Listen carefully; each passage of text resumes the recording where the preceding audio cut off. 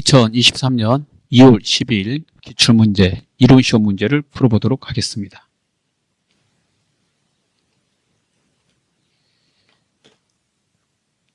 자, 1번. 다음 중 회계 정보의 질적 특성과 관련된 설명으로 잘못된 것은? 보기 1번. 유형자산을 역사적 원가로 평가하면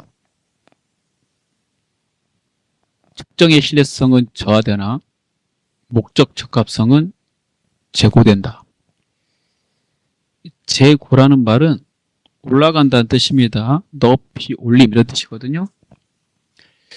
역사적 원가는 취득한 금액으로 그대로 내버려 두는 거예요. 결산 시에 재평가를 안 하는 거예요. 취득한 금액을 그대로 내버려 두니까 신뢰성이 어떻게 되겠어요? 안 바꿨잖아요.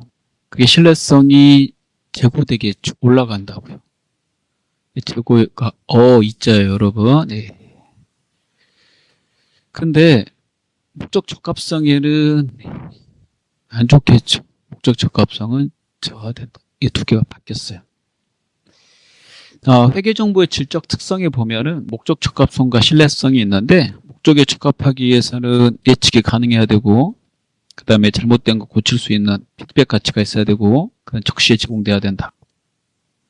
근데 신뢰성은 표현이 충실해야 되고, 검증이 가능해야 되고, 한쪽으로 치우치면 안 된다. 중립적이어야 된다. 이렇게 돼 있어요. 따라서 처음에 역사적 원가로 평가했다는 거는 취득원가 그대로 내버려 뒀기 때문에 목적 적합성은 저하되겠지만 신뢰성은 향상되는 거죠. 1번입니다. 나머지 보기 한번 읽어보고 넘어갈게요. 회계정보는 기관별 비교가 가능해야 하고 기업 실체 간 비교 가능성도 있어야 된다. 자, 그래서 결산 시에 재무제표 만들 때 정기가하고 단기가 이렇게 비교할 수 있도록 작성하고 있습니다. 비교식으로.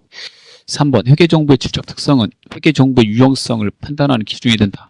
그렇죠. 유용성. 유용한지 안 한지. 4번. 회계정보가 갖춰야 할 가장 중요한 질적 특성은 두 가지인데요. 목적 적합성과 신뢰성입니다. 목적 적합성의 3개, 신뢰성의 3개를 각각 알아두셔야 돼요. 목적 적합성의 3개는 예측 가치, 첫 글자만 써볼게요. 예, 피드백 가치, 적시성. 신뢰성의 3개는 표현의 충실성, 그 다음에 검증 가능성, 중립성. 이렇게. 자, 2번 보겠습니다. 다음 중 재무상태표가 제공할 수 있는 재무정보로 올바르지 않는 것은? 재무상태표는 일정 시점의 자산, 부채, 자본. 이거죠? 예, 자산, 부채, 자본. 따라서 재무상태표는 수익 비용을 표시하지 않아요. 그래서 4번입니다. 경영성과는 수익과 비용을 말합니다. 보기 1번. 타인 자본은 부채를 말하죠. 자기 자본은 자기 거 자본을 말하는 거고, 얘가 부채라는 말이잖아요. 얘는 자산이고 얘는 자본이라는 말이고, 그럼 정답이 4번이 되겠죠? 3번 보겠습니다. 다음 중 유형자산의 취득원가에 포함하지 않는 것은? 유형자산 편에 보면 취득원가에 포함해야 되는 거는 취득 시 발생되는 비용들이다라고 그랬어요. 그래서 거기에 취득세, 그 다음에 설치비, 그 다음에 부득이하게 사야 하는 국공채 매입금액과 현재가치의 차익, 그 다음에 취득 시에 지급하는 각종 수수료 이런 것들이 이렇게 되어 있죠. 따라서 그렇게 보면 정답은 2번입니다. 새로운 상품과 서비스를 소개하는 데 소요되는 원가는요, 취득원가에 포함되지 않습니다. 4번 보겠습니다. 다음 중 유가증권과 관련한 내용으로 가장 옳은 것은? 유가증권 하면 공부하실 때 3개가 생각나야 돼요. 단기 매매 증권, 단기간 시세차익 목적으로 주식이나 사채 샀을 때, 주식과 사채를 우리가 채무증권, 채권이라고 그래요. 주식도 속하고 채권도 속해요. 예, 채권은 사채, 국채, 공채, 사채 등을 말한다. 예, 평가하죠. 예, 평가하고 그 다음에 수수료는 비용 처리하죠. 중요한 거 이거. 예. 그 다음에 평가할 때 단기 손익으로 처리합니다. 단기손익. 그 다음에 만기까지 보유할 목적으로 가지고 있으면 만기 보유증권인데요. 여기에는 이제 채권만 속하는 거죠. 사채등만 속합니다. 이 수수료는 자산 처리해야 되고요. 취득원가에 가산하고 얘는 이제 평가를 안 하죠. 그 다음에 이 두 개가 아니면 매도 가능증권으로 이렇게 회계 처리하시고 여기에 주식도 들어가고 채권도 들어가고 얘는 그 다음에 수수료는 자산 처리하고 얘는 평가를 하는데 평가하는데 시장성 있는 것만. 근데 이 평가는 자본으로 분류하죠. 이걸 알아야지 문제 푸실 때 도움이 되실 거예요. 자, 그래서 이 두 개는 처음에 취득 시에 1년 이상 보유하는 것이니까 투자자산, 얘는 당좌자산 이렇게 처리가 됩니다. 자, 그럼 문제 보겠습니다. 옳은 거 고르라고 그랬어요. 1번 만기 보유증권, 유가증권 형태상 주식 및 채권에 해당 적용된다. 이것 때문에 틀렸고요. 2번 매도 가능증권은 만기가 1년 이상인 경우에 투자자산으로 분류하며 주식 형태만 가능하다. 이것 때문에 틀렸어요. 다 된다고 그랬으니까 두 개. 3번 단기 매매증권은 주식 및 채권이 적용되며 당좌자산을 분류한다. 정답이 되겠고 4번 만기 보유증권은 주식에만 적용하며 주식이 아니라 채권에만 적용한다고 그랬으니까 틀렸습니다. 5번 보겠습니다. 다음 중 자본 조정 항목으로 분류할 수 없는 계정 과목은 정답은 1번입니다. 감자차익은 자본잉여금이죠. 자본잉여금 3개 오시면 되는데요. 감자차익, 그 다음에 이거 먼저 쓸게요. 주식, 발행, 조가금, 그 다음에 자기주식, 처분이익 이렇게요. 자본 조정에는 주식 할인 발행 차금, 자기주식, 자기주식 처분 손실이 있고 추가로 더 써보면 감자차손 빠진 거 써볼게요. 그 다음에 자기주식 얘는 5개 외워야 돼요. 이렇게 해서 자기주식 들어가 있는데 자기주식 처분 손실가 있으니까 다른 거 미교부 주식 배당금 이렇게 하면 5개 되죠? 5개 외우셔야 됩니다. 그럼 6번을 보겠습니다. 다음 중 수익의 측정에 대한 설명으로 옳지 않는 것은 1번 로열티 수익은 관련된 계약의 경제적 실질을 반영하여 발생 기준에 따라 인식한다. 맞고요. 이자 수익은 원칙적으로 유효이자율을 적용하여 발생 기준에 따라 인식하고요. 유효이자율은 시장 이자율을 말합니다. 그 다음에 배당 수익은 배당금을 받을 권리와 금액이 확정되는 시점에서 인식한다. 그렇죠. 그래서 배당금 수익. 배당 결의가 끝나면 배당금 수익 처리하게 되죠, 우리가.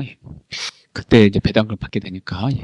수익은 권리 의무 확정주의에 따라서 합리적으로 인식한다. 이 권리 의무 확정주의는 세법의 원칙인데 수익은 발생주의잖아, 발생주의. 그러니까 발생주의로 나와야 되는데 세법에 있는 권리 의무 확정주의가 나온 거예요. 4번입니다. 세법은 권리 의무 확정주의에 따라서 세금을 부과합니다. 7번 보겠습니다. 다음 자료에 의할 때 단기의 매출원가는 얼마인가? 매출원가의 공식을 아셔야 돼요. 매출원가의 공식은 8년 나가는 원가니까요. 기초. 지문에 맞춰서 볼게요. 상품, 재고액. 그 다음에 단기 상품 매입액.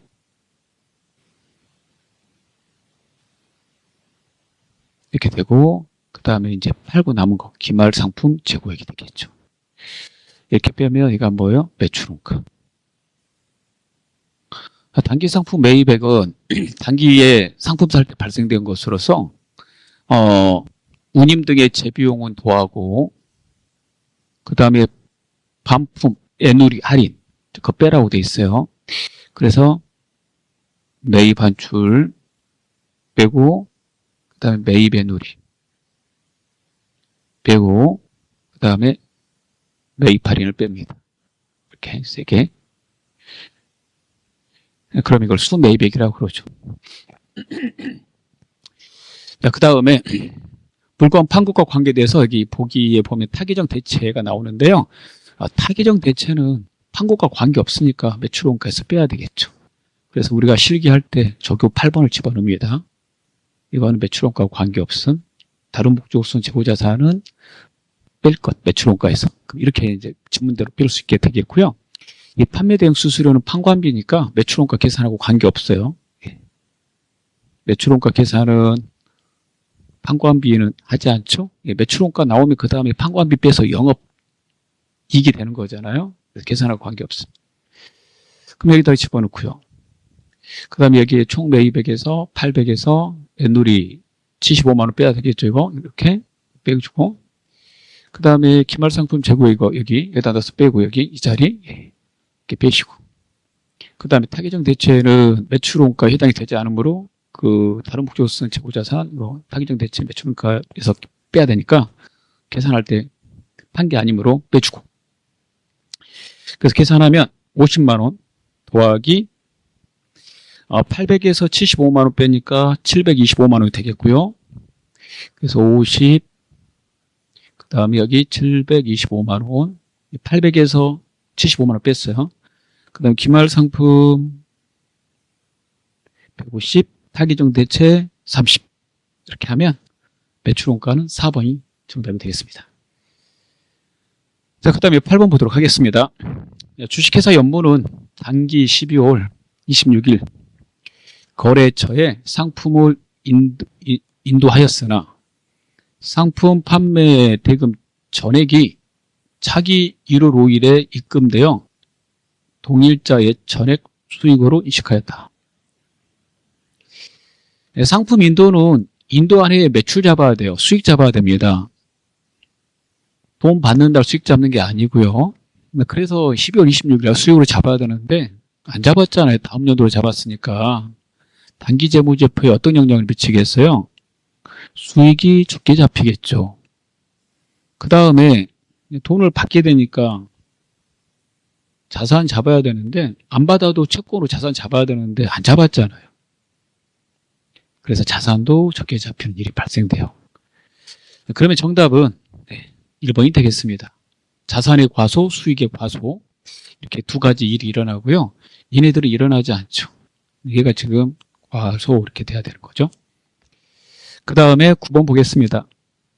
아래 자료에서 설명하는 원가 행태에 해당하는 것은, 행태는 변화의 정도예요. 변하느냐 변하지 않느냐, 거기에 따라서 변동비, 고정비, 즉 고정비, 변동비, 군조원가, 변동원가 다 똑같은 말입니다.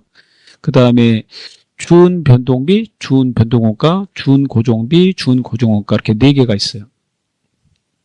아래 자료 보겠습니다. 조업도의 변동과 관계없이 총원가가 일정한 고정원가와 조업도의 변동에 따라 비례하여 총원가가 변동하는 변동원가가 혼합된 원가이다. 그래프 이거예요. 변동원가 그래프는요, 여러분 이렇게 생긴 거예요. 얘는 안 쓰면 0이거든요. 0에서 시작하죠. 얘는 0에서 시작 안 해요. 얘가 뭐냐면요, 기본요금이죠. 기본요금이 있고 많이 쓰면 많이 발생되는 거예요. 그래서 기본요금이 항상 똑같은 요금이니까 고정원가가 되고, 많이 쓰면 많이 내는 거는 이제 변동원가가 되죠. 얘가 변동원가예요, 변동원가. 그러면 두 개가 섞였으니까 혼합된 원가잖아요. 그런 게 뭐가 있을까요? 그러면은 그거 기본요금이 있는 비용들이죠. 전화요금, 전기요금, 가스요금 이런 것들이에요. 그래서 정답이 1번이 되겠습니다.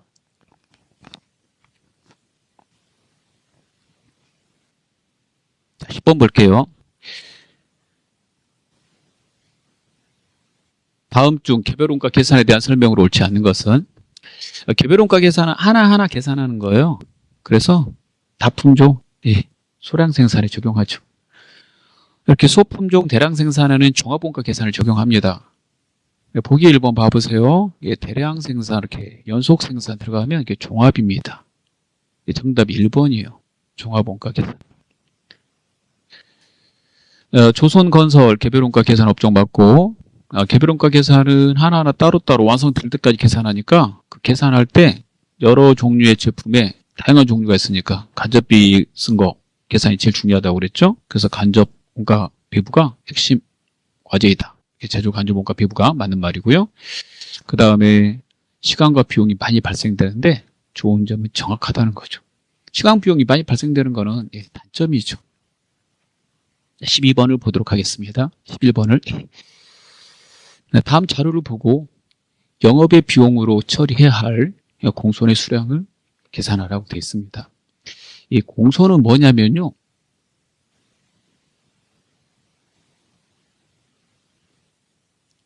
불량품을 공손이라고 해요. 불량품. 그러면 불량품의 수량을 구하라는 거예요. 영업의 비용으로 처리할 게 나와 있어요. 그러면은 회계에서 공손에 대해서는 두 가지가 있어요. 정상공손 있고, 지문에 나오죠, 여기. 그 다음에 사람의 실수로 발생된 불량을 비정상공손이라고 그래요. 정상공손은 어떻게 해결이 안 돼요. 사람의 실수가 아니거든요. 그래서 얘는 원가로 처리해요. 제조 원가로. 근데 비정상공손은 사람의 실수니까 원가에도 반영하지 않는다. 영업의 비용으로 처리한다. 이렇게 돼 있죠. 그럼 지금 영업의 비용으로 처리해야 될 공손의 수량 구하니까 이거 구하라는 말이죠. 그럼 이제 금방 구할 수 있을 거예요. 기초 제공품 400개, 그 다음에 기말 200개, 착수는 1000개 했대요. 그러면 공손이 없었다면 400 플러스 착수 1000개 했는데 200개가 완성됐잖아요. 200개가 완성이 안 됐잖아요. 그럼 이거 뭐예요? 정상적이라면 발생될 완성품 수량이죠. 근데 여기에 공손이 200개 발생됐대요. 그럼 여기다 200개 빼면은 이게 실제 완성 수량이라는 거예요. 실제 완성 수량. 이 실제 완성 수량의 5%가 정상이래요. 그러면 5%를 여기 전체 공손 수량 200개에서 빼면 나머지가 비정상 공손이 되겠지. 그러면은 400에다가 1000을 더하고 1400이죠? 200을 빼요. 그럼 이제 1200이잖아요. 1200개인데 여기서 공손이 200개 나왔으니까 실제는 1000개만 완성이 된 거예요. 1000개만. 그러면은 실제 1000개에서 곱하기 5%가 뭐라고 그랬어요? 정상 공손 수량이래요. 정상적으로 그렇게 공손이 발송되나 보죠. 그러면 정상 공손 수량은 50개가 돼요. 그러면 비정상 공손은 전체 총 공손 수량 200개라고 그랬으니까 200개에서 빼기 50개를 하는 거지. 그러면 150개. 3번이 정답이 되겠습니다. 자, 12번을 보겠습니다. 다음 자료를 이용하여 단기 총 제조원가를 구하면 얼마인가? 단기 총 제조원가 공식이 생각나시면 돼요. 단기 총 제조원가 공식은 단기 재료원가. 그래서 지문에 직접 재료원가가 제시됐죠. 여기다가 세 가지 다 더하면 되니까 직접 노무원가, 직접 노무비, 여기다가 제조 간접원가, 간접비, 간접원가 같은 말이에요. 이렇게. 그러면 이거에다가 제조 간접원가는 여러 제품 만드는데 공통으로 쓰는 거니까 얘하고 얘가 있네요. 이게 제조 간접원가잖아. 이거 두 개가. 그러면 이거 더하고 이거 더하고 그 다음에 이거 더하고 이거 더하면 되겠죠? 다 더해보세요. 4번 75만 원이 나오게 됩니다. 자, 그 다음에 13번을 볼게요. 다음 중 부가가치 세법상 과세 대상으로 볼 수 없는 것은 그랬어요. 부가가치 세법에 보면 과세 대상 거래에 대해서 재화의 공급거래, 용역의 공급거래, 재화의 수입거래다라고 되어 있으니까 4번. 얘는 없어요. 14번 보겠습니다. 다음 중 부가가치 세법상 사업자 등록에 관한 설명으로 잘못된 것은 1번 사업자는 사업장마다 사업 개시로부터 20일 이내에 사업자 등록 신청해야 된다. 맞아요. 20일 기억하시고. 그 다음에 2번 사업자는 사업자 등록 신청을 사업장 관할 세무서장에게만 할 수 있다. 틀렸어요. 처음에는 세무서장에게만 가서 관할 세무서에 가서 하라고 그랬는데 지금은 이제 바뀐 지 꽤 됐죠. 아무 세무서나 가서 하면 돼요. 그래서 다른 세무서에 가서 해도 사업장 관할 세무서장에게 한 걸로 본다. 이렇게 돼 있기 때문에 2번 틀렸습니다. 그 다음에 사업자 등록은 사업 개시일 이전 할 수 있는 거고요. 그 다음에 변경되면 지체 없이 신고해야 되고 나머지 다 맞습니다. 마지막 15번 보고 끝내도록 하겠습니다. 예, 다음 중 부와 같이 세법상 간이과세에 대한 설명으로 옳지 않은 것은 책에 관이과세 써머리 되어 있는데 한번 읽어보시면 문제 푸실 때 금방 푸실 거예요. 1번 직전 1학년에 재와 용역이 공급된 납기액이 8천만 원 미만인 개인 사업자가 간이과세자에 해당한다. 맞아요. 그대로 이해하시면 돼요. 2번 해당 과세기간에 공급된 납기액이 4,800만 원 미만인 경우에는 납부세액의 납부 의무가 면제된다. 그렇습니다. 이것도 그대로 4,800만 원 미만 외우시면 되겠고 3번 직전 연도 공급된 납기액이 4,800만 원 미만인 간이과세자는 오로지 영수증만 발급하라고 되어 있으니까 세금계산서 발급할 수 없다. 맞아요.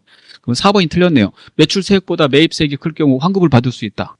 못 받아요. 워낙에 적게 내니까 간이과세자는 환급 없고 추가로 더 알아야 될 거는 환급 없음. 그 다음에 의제 매입세액 안 해줘요. 예. 그 다음에 대손도 안 돼. 이렇게 3개. 환급, 의제, 대손. 이렇게 외워주시면 되겠습니다. 자, 수고하셨습니다.